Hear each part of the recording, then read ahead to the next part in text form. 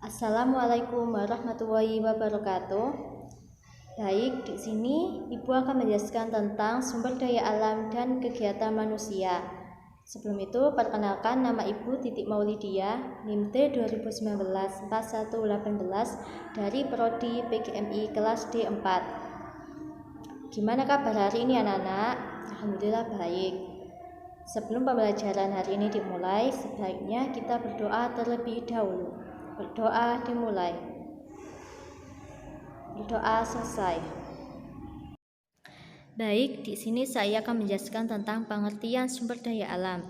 Sumber daya alam merupakan segala sesuatu yang berasal dari alam. Sumber daya alam digunakan manusia untuk memenuhi kebutuhan hidup sehari-hari. Secara yuridis, pengertian sumber daya alam tercantum dalam Undang-Undang Nomor 32 Tahun 2009 tentang perlindungan dan pengelolaan lingkungan hidup. Dalam peraturan tersebut, sumber daya alam adalah unsur lingkungan hidup yang terdiri atas sumber daya hayati dan non-hayati yang secara keseluruhan membentuk kesatuan ekosistem. Sumber daya alam dibagi menjadi tiga, yaitu yang pertama jenisnya, yang kedua sifatnya, yang ketiga lingkungan. Menurut jenisnya, 1. Sumber daya alam hayati adalah sumber daya alam yang berasal dari makhluk hidup. Sumber daya alam hayati bisa berasal dari hewan maupun tumbuhan. Contohnya ayam, sapi, ikan, sayur, padi, jagung, kapas, kayu, teh, dan kopi. Yang kedua, sumber daya alam non-hayati adalah sumber daya alam yang bukan berasal dari makhluk hidup. Contohnya air, sinar matahari, udara, tanah, bahan tambang, minyak bumi, dan gas alam. Menurut sifatnya, yang pertama, sumber daya alam dapat diperbarui. Adalah sumber daya alam yang dapat dibudidayakan atau dikembangkan.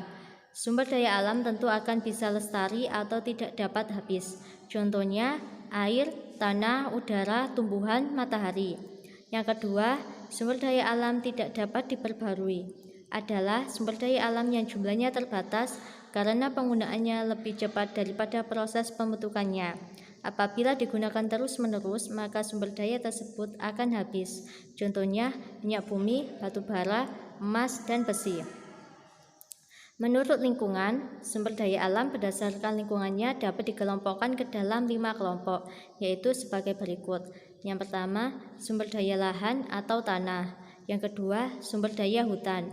Yang ketiga, sumber daya air. Yang keempat, sumber daya laut. Yang kelima, sumber daya mineral. Manfaat sumber daya alam. Yang pertama, untuk memenuhi kebutuhan pangan. Yang kedua, sumber energi dan bahan bakar.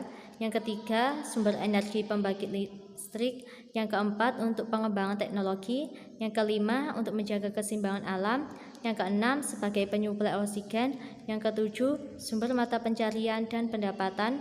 Yang kedelapan, sebagai cadangan devisa. Faktor-faktor kerusakan sumber daya alam. Menurut perbuatan manusia, yang pertama, penebangan hutan. Yang kedua, membuang sampah di sungai atau laut. Yang ketiga, perburuan hewan. Yang keempat, perladangan berpindah. Yang kelima, menangkap ikan dengan bahan peledak. Menurut faktor alam, yang pertama, gempa bumi. Yang kedua, banjir. Yang ketiga, gunung meletus. Yang keempat, kebakaran. Sekian dari saya. Wassalamualaikum warahmatullahi wabarakatuh.